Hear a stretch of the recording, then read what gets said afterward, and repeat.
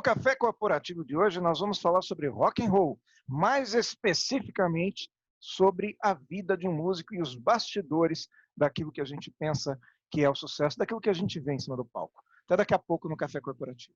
Café Corporativo, um oferecimento Cicobi Crediacil, uma cooperativa para chamar de minha.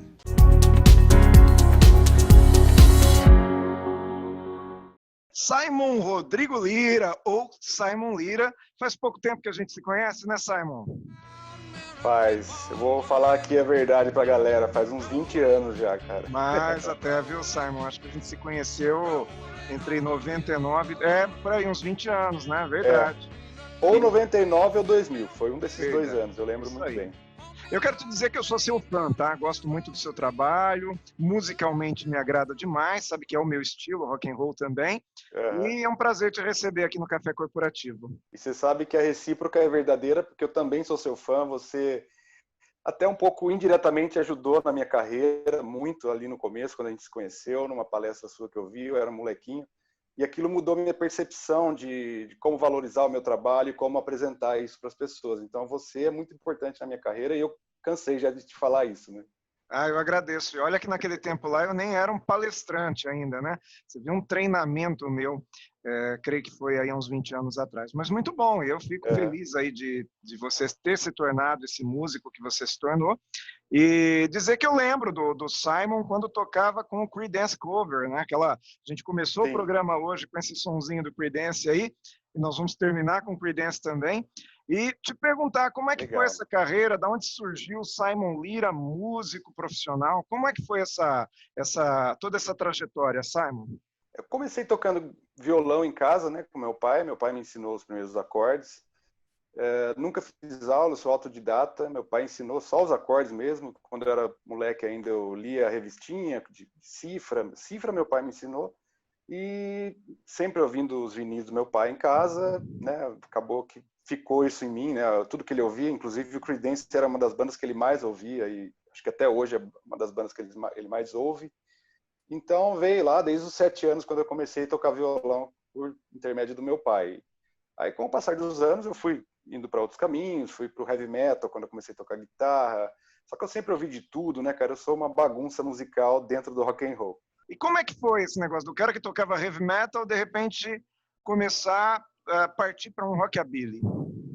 Né, eu cresci ouvindo vários estilos, mas o start mesmo veio, creio eu, que foi em 98, por aí, quando eu assisti uns vídeos dos Beatles.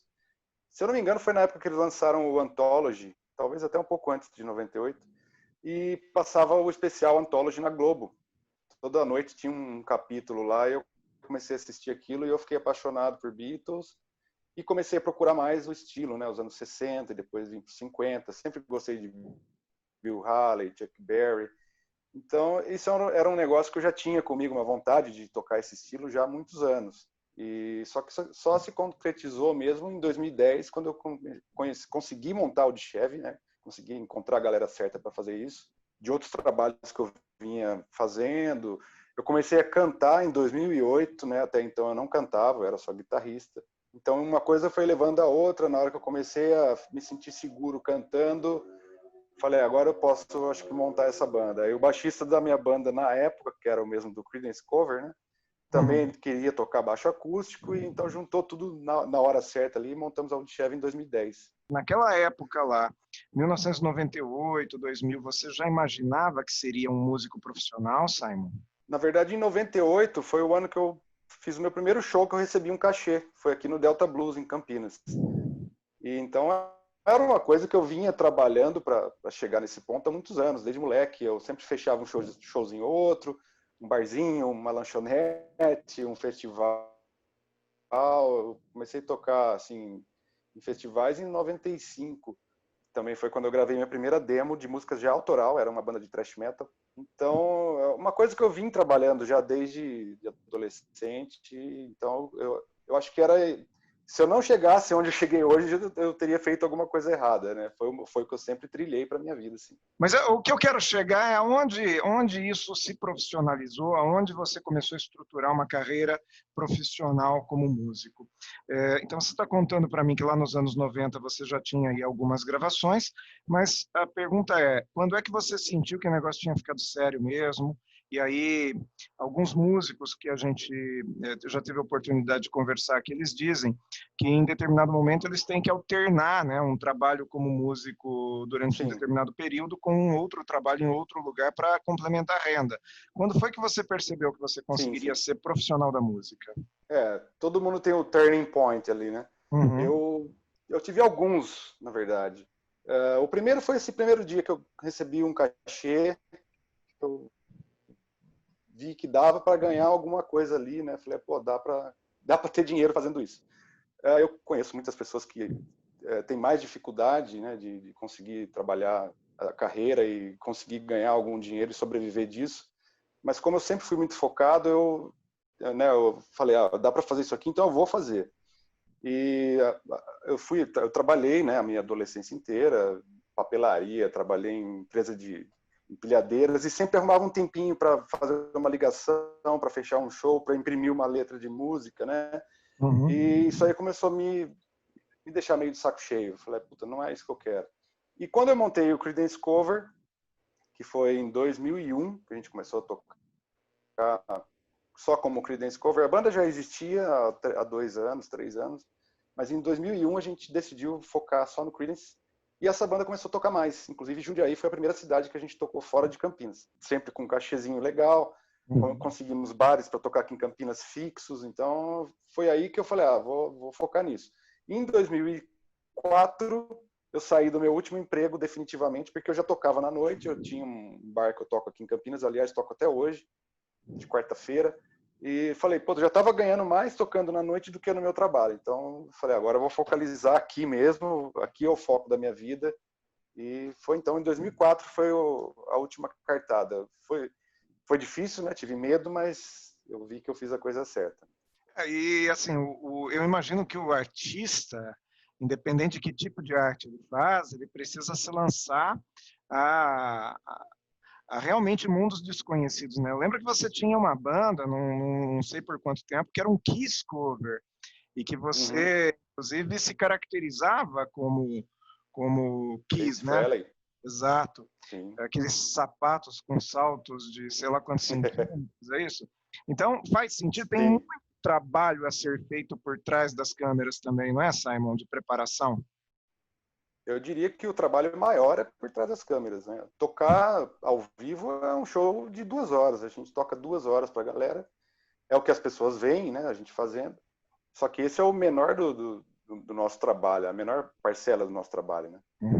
Tem ensaio, tem que tirar música, decorar letra, tem que vender shows, eu cuido do nosso site, eu cuido da parte financeira da banda, a gente tem hoje uma van própria e tem que cuidar dela, manutenção. Então é muita coisa, cara. Na verdade, eu acordo pensando na banda e vou dormir pensando na banda. Tudo que eu tenho que fazer durante o dia, isso é oficialmente mesmo. Todo dia eu acordo e vou dormir pensando na banda. Então, nós chegamos agora ao ponto que eu queria dessa entrevista aqui. Nós vamos fazer um pequeno intervalo, nós vamos ver aqui os nossos parceiros da Sicredi, Crediacil, que são os nossos parceiros, que nos ajudam também a colocar o Café Corporativo no ar.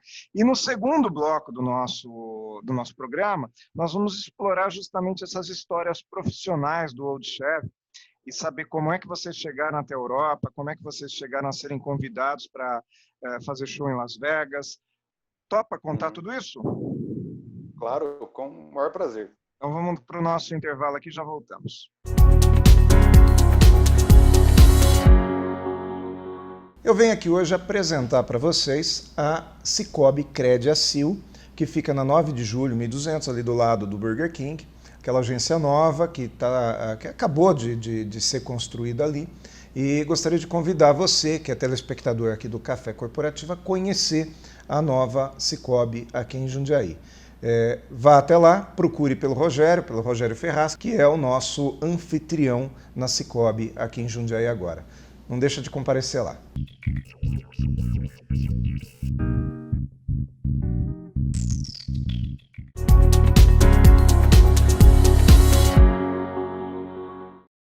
segundo bloco aqui do nosso Café Corporativo. Hoje nós estamos gravando esse Café Corporativo à distância. O Simon está em Campinas, o Agnaldo está aqui em Jundiaí. E que bom que existe a tecnologia, né, Simon? Tá ajudando bastante a gente nessa pandemia, viu? Nesse período aqui. Mas já já a gente vai falar de pandemia. Porém, eu quero falar contigo sobre essa sua ida à Europa. Eu queria saber como que foi que a Odchef foi parar lá no Velho Mundo. Conta pra gente. Na verdade, essa oportunidade a gente deve muito a um amigo meu que chama Matheus Canteri. Ele é um guitarrista de country de Itatiba. E ele entrou numa banda americana, uma banda de Nashville. Ele está morando agora nos Estados Unidos, fazendo turnê com essa banda por lá. Essa banda, em 2018, veio tocar aqui no Brasil e, por conta da nossa amizade, eu ajudei até eles fecharem alguns shows aqui no Brasil. E a gente acabou tocando juntos no Grainy's aqui em Campinas, no clube aqui de Campinas. A gente abriu para eles, fizemos mais amizade ainda, conheceu a galera da banda inteira. E logo em seguida eles fecharam essa turnê na Europa com esse mesmo produtor, esse mesmo empresário de lá. E quando eu vi que eles postaram no Facebook a agenda, aquele monte de shows no mês, eu falei, puta, cara, isso aí é o meu sonho, eu sempre quis fazer isso. O vocalista, que ficou muito meu amigo, Scott, mandou uma mensagem para mim e falou, cara, tá aqui o contato do empresário, só falar com ele direto. Eu tenho certeza que ele vai contratar vocês. E dito e feito, eu entrei em contato com o Gert, mostrei o material da Odchef e ele, na hora, chamou a gente para fazer 2 turnês em 2019. Isso eu falei com ele, foi no segundo semestre de 2018, eu não lembro exatamente quando que eu comecei a conversar com o Gert, mas ele já falou, quero vocês aqui em maio e em julho. Então fechamos 65 datas, assim, de uma vez para fazer no ano passado, em julho. Pois é, e naquele tempo, falar inglês foi fundamental? Eu digo que é fundamental, principalmente para quem quer ser músico, quer cantar inglês. Tem uma coisa que eu sempre falo, que muitas pessoas não dão atenção para isso. O cara quer cantar inglês, só que ele não sabe falar inglês. E eu sempre falo isso para as pessoas. Se você quer tocar guitarra, você tem que aprender a tocar guitarra para tocar ao vivo, e principalmente se você está cobrando por isso. E eu acho que o inglês é a mesma coisa. Se você quer cantar inglês, você tem que saber falar inglês. E, nesse caso, né, muito mais importante, porque eu estou lá em outro país, lá todo mundo fala inglês perfeitamente, né? Então a gente conseguiu se virar e vai abrindo muito mais portas pela nossa comunicação, né, em inglês. Pela negociação. Eu fico imaginando que toda negociação ela passa pelo domínio de um idioma, principalmente porque você faz toda uma administração da banda, né? Como você falou agora no final do primeiro bloco, o seu trabalho não é subir num palco e fazer um show, o seu trabalho é fazer contabilidade, administração, falar com o contador, abrir conta bancária, movimentar isso, cuidar da van, enfim, pensar em toda a logística que a empresa tem, né? Porque é uma empresa, eu deduzo que você é uma empresa. Né? Tem CNPJ e tudo. Faz sentido isso que eu estou falando? Tem, todo sentido. Eu tenho uma MEI, eu abri em 2013, acho que foi em 2013, 14, se eu não me engano. E cuido dela com carinho, né? A gente tem nossa conta jurídica e a gente cuida muito bem dessa parte, cara. Hoje temos até um funcionário, um cara que dirige pra gente, que é Rode. Isso é muito importante, cara, até porque hoje a gente está vivendo numa época que quem não tinha um pouquinho, né, de segurança deve estar uma situação muito pior, né, financeiramente. E esse é um outro ponto que nós, quando conversávamos um pouquinho antes aqui, fora do ar, a gente falava, né? Como que é a vida de um músico quando chega uma situação como essa aqui, que ele tem que parar de trabalhar, precisa ter como que se fala aí, uma reserva para isso? É importante? É importantíssimo. No nosso caso, a gente investiu muito ano passado e a gente, obviamente, não contava com isso. Então, a gente não tinha, né, tanta reserva assim, até por conta desse investimento. E pior ainda, né, acho que a gente vai falar daqui a pouco sobre Las Vegas, mas a gente tinha acabado de comprar passagens para Las Vegas, não tivemos esse dinheiro de volta. Teve um problema com o nosso baixista, ele não conseguiu o visto dele para ir para os Estados Unidos, então a gente contratou um baixista de lá para tocar, perdemos também uma grana aí. O nosso baixista, para tentar o visto, gastou uma grana aqui também. Então, foi uma sequência de coisas que acabou queimando nossa reserva, né? A gente tinha muito pouca reserva. Mas mesmo assim, a gente está conseguindo se virar com cabeça.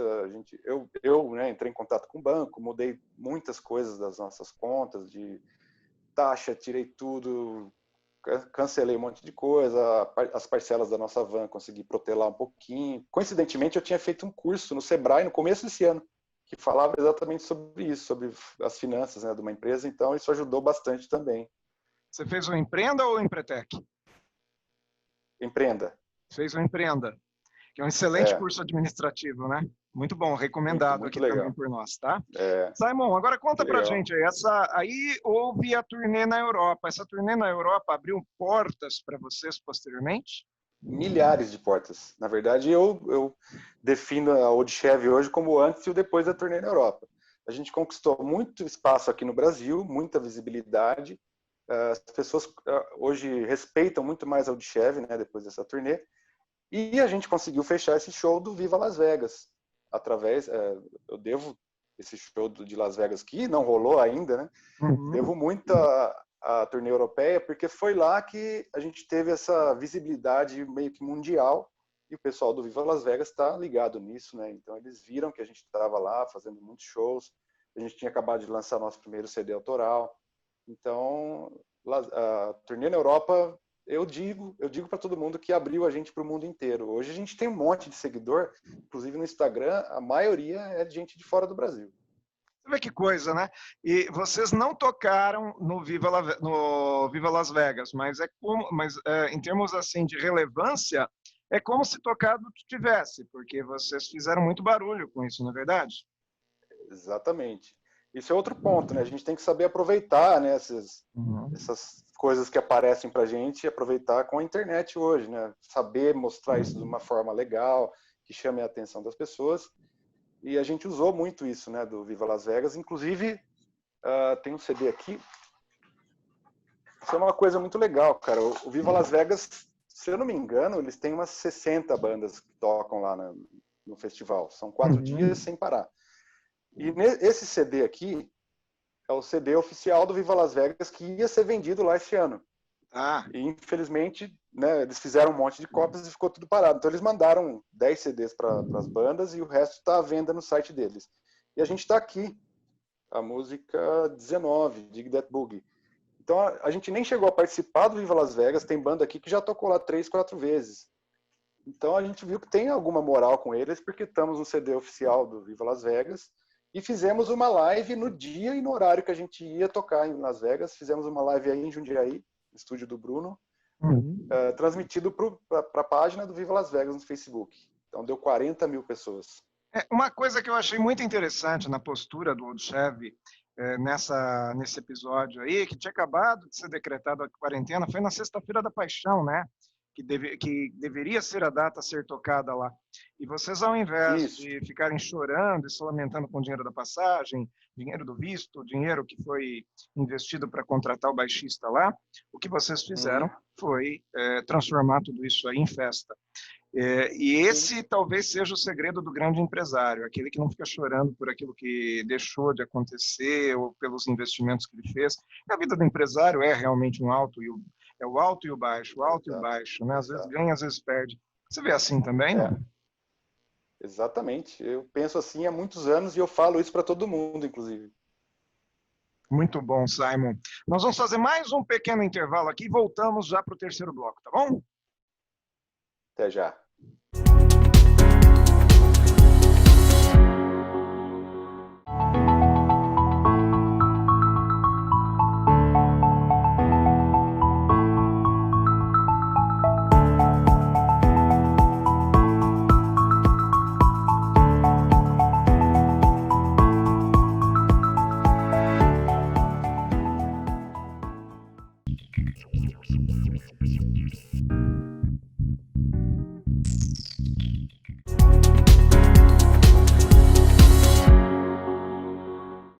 Mais cafeína aqui no Café Corporativo. A gente já tomou o cafezinho corporativo aqui, né, Simon? Agora vamos com mais cafeína aí para o teu lado. E a pergunta é, como fazer para se virar num período de pandemia, onde todos os espetáculos estão parados, muitos eventos parados, e as contas de um profissional da música não param de acontecer, não é verdade? Como faz? A gente está se virando com as lives, né? Isso eu acho que todos os músicos estão fazendo. As lives realmente têm ajudado muito a banda. Já fizemos 3 lives e uma que foi especial sobre os nossos 10 anos, né, que a gente comemora esse ano. Fizemos uma retrospectiva muito legal, uma live retrospecta que está no nosso Facebook, está no YouTube também. Então, hoje a gente está se virando, como eu te falei, eu consegui mudar um pouquinho as coisas no banco, tirar umas taxas, protelar a parcela de van e tal, e fazendo as lives para pagar o que realmente é preciso. A live está salvando por enquanto. Como que a live ajuda? Existe um patrocínio? Existe doação? Como é que funciona isso? A gente fez das duas formas, né? Uhum. A primeira e a segunda a gente fez só pedindo doação. Colocamos lá o link, o pessoal doava. Uma live muito legal foi essa que a gente fez para Las Vegas, né? Para o pessoal de Las Vegas, porque tiveram doações internacionais, tal, e aí a grana é um pouquinho melhor. E a gente percebeu que tem caído também o número de doações, é até esperado isso, né? Tem muita live acontecendo, muita gente pedindo e pouca gente com dinheiro, né? Mas está dando para se virar. E teve uma live que a gente fez com patrocínios, 6 patrocínios que a gente já tem, são parceiros, a gente que já trabalhou de alguma forma com a gente ou que ainda é parceiro da banda. Eu tenho um endorser, né, de caixa de guitarra, tal, esse cara ajudou. Então, a gente já fez das duas formas, com patrocínio e com doações. Muito bom. Agora, esse negócio de taxa de banco, aí, de negociar taxa com o banco, o melhor que você tem que fazer é procurar Sicoob, viu? Se por caso, aí procura nosso parceiro aqui, que falando em patrocínio, eles também que nos ajudam a colocar o Café Corporativo no ar, simplesmente porque eles veem relevância no conteúdo nosso. E eu gostaria de fazer aqui uma última pergunta para você, Simon. A banda é quase uma empresa, né? Como que é manter o relacionamento dentro de uma banda, onde as pessoas estão em cima do palco, elas gostam de aparecer, existe sabe, aquele negócio da pessoa ser realmente visualizada, dela ser importante, dela ser protagonista. Como que existe? Como que se trata com isso entre 3 pessoas que estão em cima do palco? Esse é o maior problema de todas as bandas, eu acho, né? Um querer ser mais que o outro. Eu acho que é aí que está o X da questão da Audchev, né? A gente não tem isso. Eu sempre priorizei isso na banda, né? Que as pessoas fossem tratadas iguais, os 3 iguais. E não é porque eu montei a banda, ou eu que vendo shows e eu sou vocalista, que eu sou melhor que ninguém lá. Já tivemos problemas com outros integrantes, um integrante da Audchev que saiu, tal. Não pensava exatamente como a gente, como uma empresa. Mas hoje, depois da entrada do Bruno e o Lê também, que é o baixista, é um cara super tranquilo. Então a gente hoje é uma família, a gente parece realmente 3 irmãos vivendo junto. A gente viveu 2 meses e meio na Europa lá, cara. Se não se desse bem, era ali que ia ter acabado, com certeza, né? Então a gente não tem problema nenhum. São 3 irmãos trabalhando juntos. Mas no momento bom é fácil de conviver. Dura no momento de que as vacas estão magras, é onde a gente costuma... É aí que tá. Lá, esse confinamento que a gente ficou lá, não era... A parte boa era só tocar. Porque, cara, a gente morou numa casa por 2 meses e meio, os 3 ali todo dia juntos, sem sair. A gente estava morando num bairro afastado, não tinha o que fazer, a gente ficava os 3 lá em casa enfurnados. Muito bom, Simon. O que nós aprendemos nessa entrevista aqui é que uma banda, várias coisas, né? Primeiro, uma banda é uma empresa como outra qualquer. Segundo, se você tem o sonho de ser músico, existe sim um caminho a trilhar, né? Ele é um caminho que tem início, meio e tem um final de ciclos para começar outros ciclos, e aprendemos também que quando as vacas estão gordas, precisamos aproveitar esse momento, porque posteriormente pode ser que mude, né? Então, quero agradecer a sua presença aqui no Café Corporativo, fazia muito tempo que eu queria te trazer aqui, hoje deu certo. Que legal, eu fiquei muito feliz com o convite, você sabe, sou seu fã e nunca vou esquecer o que você fez por mim, mesmo sem saber, então foi um prazer participar. A gente investe em quem nós acreditamos que tem potencial. Se naquele momento lá eu fiz algum investimento, né, técnico ou inspiracional em você, porque eu acreditei naquilo também, tá bom? Então, que Deus sempre abençoe aí a Audchev e que nós possamos chegar em muitos e muitas turnês aí no exterior, tá bom? No Brasil e no exterior. Então, você que está aí na sua casa, não deixe de seguir o Café Corporativo. Nossas 149 entrevistas anteriores estão lá no YouTube, Café Corporativo no YouTube.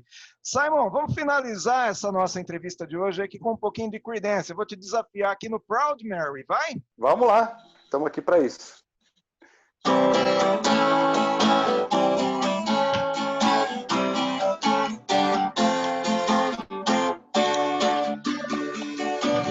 a good job in a city, working for the main every night and day. And I never lost from eating to sleeping, worrying about the way things might have been.